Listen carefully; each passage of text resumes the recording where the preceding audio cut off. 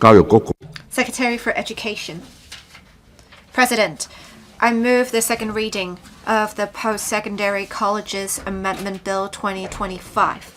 Education is key to nurturing talents and building a strong nation. To facilitate the healthy and steady development of the self-financing post-secondary education sector and support its expansion and quality enhancement, the government proposes the bill to amend the Post-Secondary Colleges Ordinance Chapter 320 to capitalize on the flexibility and diversity of the self-financing sector to nurture talents for the country and Hong Kong and better contribute to building Hong Kong into an international hub for post-secondary education. The government is committed to promoting the parallel development of the self-financing and publicly funded post-secondary education sectors. Through a series of targeted support measures, self-financing institutions are supported to develop their specialized areas of expertise and nurture talents required by the market. As an integral part of Hong Kong's post-secondary education system, the self-financing sector enjoys greater flexibility in program provision and can flexibly respond to the changing manpower needs of different sectors. The sector also provides young people with diversified pathways for further studies. It has the potential to play an even more important role in the development of Hong Kong into an international hub for post-secondary education. However, Chapter 320 has never undergone any major review since its enactment in 1960. The government considers it necessary to keep abreast of the times by amending the chapter with a view to reforming the regulatory regime for the self-financing sector, enhancing governance, ensuring quality, transparency, and accountability of institutions. At the same time, appropriately relaxing restrictions to enhance efficiency and effectiveness and setting up a unified regulatory framework to promote consistency in quality assurance, governance, positioning, and overall coordination. I'm now going to brief members on the key proposed legislative amendments. 1. Reform of the regulatory regime and improvement of governance. The amendment bill will enhance the requirements for the registration of post-secondary colleges and make more stringent the registration conditions and gatekeeping mechanism. The colleges will be required to achieve the standards expected of a modern tertiary institution in terms of governance, student enrollment, quality assurance, etc. The colleges will also be required to attain and maintain an institutional review status from the HKCAAVQ Hong Kong Council for Accreditation of Academic and Vocational Qualifications to demonstrate their competence to operate post-secondary programs.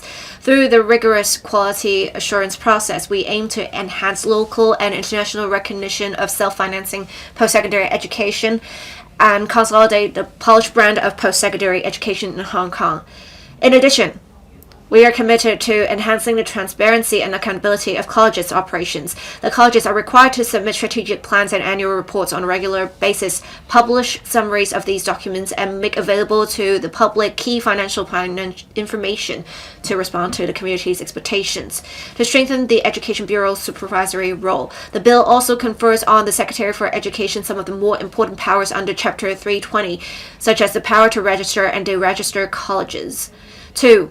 Establishing fair procedures to maintain the quality of education. The bill will improve the existing mechanism for deregistration of colleges by setting out a clear set of procedures to guide colleges in enhancing their quality.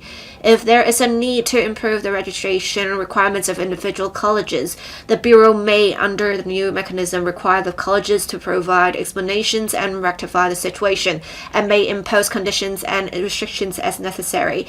The Secretary may cancel the registration of a college if it fails to take appropriate follow-up actions within a specified period of time or fails to comply with the relevant conditions and restrictions. The new mechanism also empowers the Bureau to impose requirements on the deregistered colleges to ensure the orderly cessation of the relevant programs, thereby protecting the interests of the public and students. The bill also enhances the registration mechanism of college personnel to ensure that the staff are fit and proper, and that the registration of the persons concerned may be suspended in accordance with the nature and gravity of the actual situation. The Bureau will promulgate administrative guidelines on the fit and proper criterion with reference to practices of relevant professions. 3. Relaxing restrictions appropriately to maximize flexibility. The bill will rationalize the various regulatory mechanisms under Chapter 320 and make appropriate amendments to outdated provisions to appropriately relax restrictions and enhance efficiency.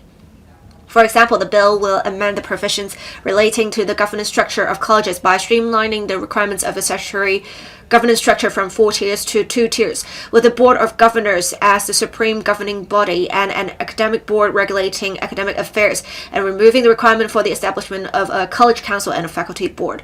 In addition, some rigid requirements in the original Chapter 320 will be repealed on the premise of maintaining a stringent quality assurance mechanism.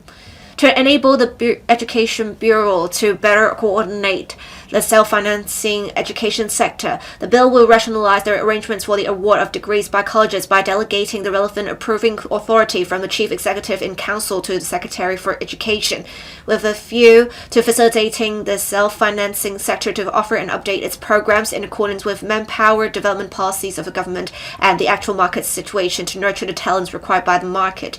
4. Unifying the regulatory framework to promote consistency and coordination. At present, some institutions offering local self-financing post-secondary programs are not registered under Chapter 320. They include schools registered under the Education Ordinance, offering sub-degree programs and self-financing arms of publicly funded institutions established under their respective enabling ordinances. However, the main purpose of Chapter 279, the Education Ordinance, is to regulate primary and secondary education. The ordinance does not provide a suitable regulatory framework for the operation of post-secondary education. There is also room for strengthening the governance, accountability, and transparency of the self-financing arms of publicly funded institutions.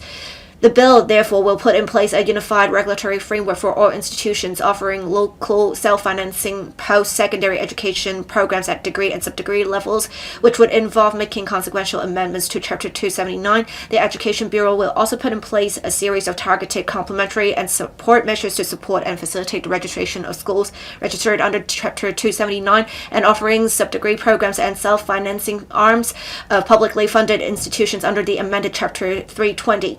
The government proposes that the main provisions of the bill will come into operation about 1 year after the passage of the bill by the LegCo, so as to allow sufficient time for the existing institutions registered under Chapter 320 to adapt to the updated regulatory regime. The bill will also provide for an additional transitional period of 2 years after the commencement of the bill, that is about 3 years in total upon passage of the bill, to allow institutions currently not registered under Chapter 320 to complete registration. The Education Bureau will follow up closely with the institutions concerned on their transitional arrangements. The bill has been in the pipeline for many years. The government has had extensive and in-depth discussions with stakeholders on the relevant issues. The LegCo panel on education was consulted twice in July 2022 and November 2024. I have personally met with various stakeholders. For example, I met with representatives of all relevant self-financing institutions in December last year to explain to them the latest legislative amendment proposals and address their concerns. The bill has consolidated the views of various parties and struck a balance between different considerations on the premise of enhancing quality of self-financing post-secondary education. I hope members will support the early passage of the bill so that a new regulatory regime can be implemented to support the expansion and enhancement of the quality of the self-financing education sector. Thank you, Deputy President. I now propose a question to you that the aforesaid bill be read the second time in accordance with the rules of procedure. The second reading debate is adjourned and the bill is referred to the House Committee. Secretary for Transport and Logistics.